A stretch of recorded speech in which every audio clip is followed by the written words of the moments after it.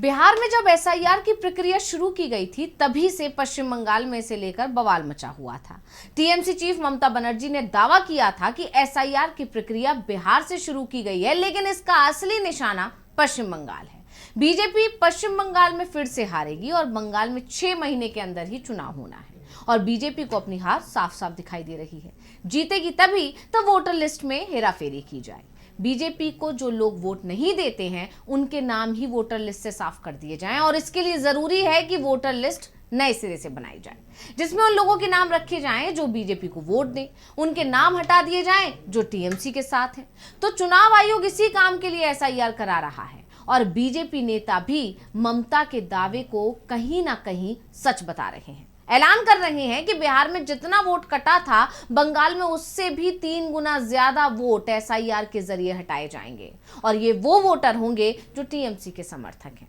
ऐसे में एसआईआर को लेकर पश्चिम बंगाल में जबरदस्त सियासी हलचल मची हुई है। ममता बनर्जी संविधान की किताब लेकर सड़क पर उतर आई हैं और उन्होंने आर पार की लड़ाई का ऐलान कर दिया है। तो ममता के ऐलान पर ही आज हम अपनी इस स्पेशल रिपोर्ट में करने जा रहे हैं चर्चा। नमस्कार, मैं हूं अंशिता। तो पश्चिम बंगाल की राजनीतिक जमीन पर एक नया भूचाल आ गया है। हालांकि इसका अंदेशा तभी हो गया था जब ममता बनर्जी ने बिहार में शुरू हुई एसआईआर प्रक्रिया का विरोध शुरू कर दिया था। यहां तक कि उन्होंने ये कह दिया था कि ये पिछले दरवाजे से एनआरसी लागू करने की कोशिश है और इसके अलावा टीएमसी के ही कई नेताओं ने सुप्रीम कोर्ट का दरवाजा भी खटखटाया था, यानी एसआईआर प्रक्रिया के खिलाफ याचिका भी लगाई थी। बावजूद इसके चुनाव आयोग अड़ा रहा और अब पश्चिम बंगाल में भी इसकी शुरुआत हो चुकी है, यानी कि एसआईआर प्रक्रिया वहां पर शुरू हो चुकी है।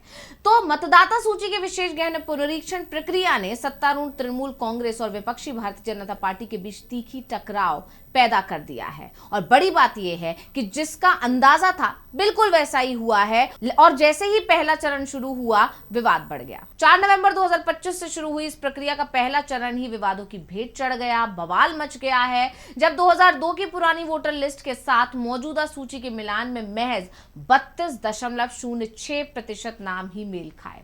बता दें कि राज्य में कुल 7,66,00,000 मतदाताओं में से केवल 2,46,00,000 से कम नामों की पुष्टि हो सकी है, जिससे लाखों वैध वोटरों के नाम कटने का डर पैदा हो गया है और इसी के चलते टीएमसी हमलावर हो गई है। मुख्यमंत्री ममता बनर्जी ने इसे बीजेपी की साजिश करार देते हुए कोलकाता में महा मिছিল यानी कि विरोध मार्च का ऐलान कर दिया और वो सड़कों पर उतर गई, जबकि बीजेपी इसे अतिक्रमणकारियों को हटाने का मौका बता रही है। आप जानते ही हैं कि पहले भी बीजेपी ने बिहार को लेकर यही दावे किए थे कि घुसपैठियों को निकालने के लिए एसआईआर प्रक्रिया की जा रही है, लेकिन विपक्ष आज भी सवाल पूछ रहा है कि एसआईआर की अंतिम सूची भी आ चुकी है, लेकिन घुसपैठिए कितने सामने आए इसकी लिस्ट नहीं आ रही है, यानी चुनाव आयोग बताए कि कितने घुसपैठियों को बाहर निकाला। अब वही दावे बिहार के बाद पश्चिम बंगाल में भी किए जा रहे हैं और इस पर अब बीजेपी और चुनाव आयोग घिरे हुए हैं। तो ये आपको बता दें कि ये विवाद जो पश्चिम बंगाल में शुरू हुआ है न केवल 2026 के विधानसभा चुनावों को प्रभावित कर सकता है, बल्कि लोकतांत्रिक प्रक्रिया की विश्वसनीयता पर भी सवाल खड़े कर रहा है। चुनाव आयोग ने 12 राज्यों और केंद्र शासित प्रदेशों में इसकी शुरुआत की है, जिसमें पश्चिम बंगाल प्रमुख है। आप जानते हैं पश्चिम बंगाल में बिहार के तुरंत बाद चुनाव होने यानी 2026 के शुरुआत में चुनाव होने हैं और पश्चिम बंगाल बीजेपी के लिए जीतना बेहद जरूरी है। अब पहले चरण में उठे सवाल आपको सबसे पहले बता देते हैं। तो इसमें सवाल है कि 32% मैच का मतलब आखिर क्या है। एसआईआर का पहला चरण शुरू होते ही विवादास्पद आंकड़े सामने आए। राज्य की मौजूदा वोटर लिस्ट में 7,46,00,000 नाम है, लेकिन 2002 की सूची से केवल 32.06%, लगभग 2,46,00,000 नाम ही मेल खाएं। इसका मतलब है कि बाकी के 68% मतदाताओं को अतिरिक्त दस्तावेज जमा करने पड़ेंगे, जो ग्रामीण और शहरी गरीब इलाकों में बड़ी चुनौती है। तो विशेषज्ञों का अनुमान है कि इससे 1 से 2 करोड़ नाम कट सकते हैं, जो टीएमसी के लिए बड़ा झटका होगा, क्योंकि बंगाल में अल्पसंख्यक और प्रवासी वोटर उनकी ताकत है, ऐसा कहा जाता है।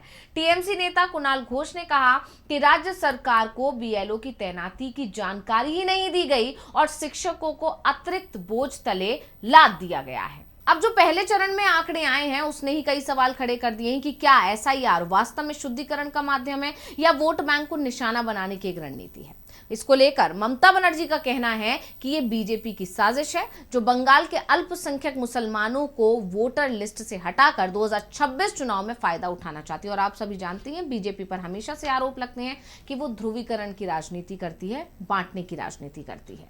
वहीं पश्चिम बंगाल में चुनाव आयोग ने वोटर लिस्ट के विशेष गहन पुनरीक्षण का पहला चरण शुरू किया। 3 चरणों वाले इस अभियान के तहत 2002 की वोटर लिस्ट और मौजूदा लिस्ट का मिलान किया। दोनों सूचियों के बीच अब तक हुए मैपिंग और मैचिंग के निष्कर्षों के अनुसार मौजूदा मतदाता सूची में केवल 32.6% नाम ही 2002 की मतदाता सूची से जब मेल खाए तो इस पर अब विवाद खड़ा हो गया है कि पहले ही पूरी प्लानिंग कर ली गई है कि किस तरह से करोड़ों नाम इस सूची से हटा दिए जाएंगे। बंगाल में पिछली बार एसआईआर 2002 में आयोजित की गई थी और वर्तमान एसआईआर के लिए इसे आधार माना गया है। इसके तहत वोटर लिस्ट के नामों की मैपिंग और मैचिंग जारी है। जिन मतदाताओं के नाम 2002 की सूची में नहीं है उन्हें चुनाव आयोग की ओर से अनिवार्य किए गए किसी भी दस्तावेज को प्रस्तुत करना होगा। हालांकि आधार कार्ड को ऐसे दस्तावेजों की सूची में शामिल किया गया है, लेकिन चुनाव आयोग ने स्पष्ट कर दिया है कि केवल आधार कार्ड ही पर्याप्त नहीं होगा और संबंधित मतदाता को चुनाव आयोग की तरफ से बताए 11 अन्य दस्तावेजों में से कोई एक जरूर देना होगा। आधार को ना तो नागरिकता प्रमाण माना जाएगा और ना ही आयु प्रमाण। और आप जानते ही हैं पहले जब बिहार में एसआईआर प्रक्रिया शुरू की गई थी तब तो आधार कार्ड को शामिल भी नहीं किया गया था। सुप्रीम कोर्ट के हस्तक्षेप के बाद, सुप्रीम कोर्ट के कड़े निर्देश के बाद, फिर आदेश के बाद मजबूरन चुनाव आयोग को आधार कार्ड को शामिल करना पड़ा था दस्तावेजों की लिस्ट में। अब आपको बता दें एसआईआर 3 चरणों में आयोजित किया जाएगा। पहले चरण में बीएलओ गणना प्रपत्र लेकर घर घर पहुंचेंगे और संबंधित मतदाताओं का विवरण इकट्ठा करेंगे। पहले चरण के अंत में राज्य की मसौदा मतदाता सूची की घोषणा की जाएगी। इसके अलावा दूसरे चरण की अगर बात करें तो कोई भी राजनीतिक दल या व्यक्तिगत मतदाता मसौदा सूची पर अपनी शिकायतें दर्ज करा सकेगा, जिसका निपटारा चुनाव आयोग की तरफ से किया जाएगा। इसके अलावा आखिरी और तीसरा चरण ईआरओ व्यक्तिगत राजनीतिक दलों या व्यक्तिगत मतदाताओं से प्राप्त शिकायतों का निपटारा करेंगे, जिसके बाद अंतिम मतदाता सूची प्रकाशित की जाएगी। अब पूरी प्रक्रिया मार्च 2026 तक पूरी होने की उम्मीद है। पश्चिम बंगाल में अगले साल 3 अन्य राज्यों और एक केंद्र शासित प्रदेश के साथ महत्वपूर्ण विधानसभा चुनाव होने हैं, जिसमें से पश्चिम बंगाल बीजेपी के लिए बहुत ज्यादा महत्वपूर्ण बना हुआ है। और वहीं इस सब प्रक्रिया को लेकर टीएमसी का आरोप है कि एसआईआर में दस्तावेजों की मांग सीए यानी सिटीजनशिप अमेंडमेंट एक्ट से जुड़ी है, जो मुसलमानों को नागरिकता से वंचित करेगी। कोलकाता मेयर फिरहाद हकीम का भी बयान आया। उन्होंने बीजेपी और आयोग को चेतावनी दी कि अगर वैध वोटरों के नाम कटे तो सड़क से संसद तक आंदोलन होगा। वहीं आयोग पर एक बार फिर बीजेपी समर्थक होने का आरोप बढ़ गया है, जो कि लोकतंत्र के लिए एक बड़ा खतरा है। अगर नाम कटे तो कानूनी लड़ाई लंबी चलेगी। राजनीतिक ध्रुवीकरण से बंगाल की शांति भंग हो सकती है। बंगाल में एसआईआर पर बवाल न केवल प्रशासनिक प्रक्रिया का मुद्दा है, बल्कि सत्ता और विपक्ष के बीच गहरे वैमनस्य का एक प्रतीक भी है। पहले चरण के 32% मैच ने सवालों की बौछार कर दी है और सवाल वही है कि क्या ये शुद्धिकरण है या चयनात्मक सफाई, यानी जो बीजेपी को पसंद है चुनाव आयोग उन्हें सूची में रखेगा, जो बीजेपी को वोट देते हैं चुनाव आयोग उन्हें सूची में रखेगा और इसके अलावा टीएमसी या अन्य दलों को वोट देने वालों को कोई ना कोई बहाना करके दस्तावेजों की कमी बताकर हटा दिया जाएगा। वहीं जानकारों का मानना है कि ममता बनर्जी ने मार्च की शुरुआत कर दी है। वहीं बीजेपी की तरफ से जो मार्च निकाला जाएगा इससे सड़कों पर टकराव बढ़ेगा। चुनाव आयोग को पारदर्शिता सुनिश्चित करनी होगी, वरना लोकतंत्र की जड़ें कमजोर होंगी।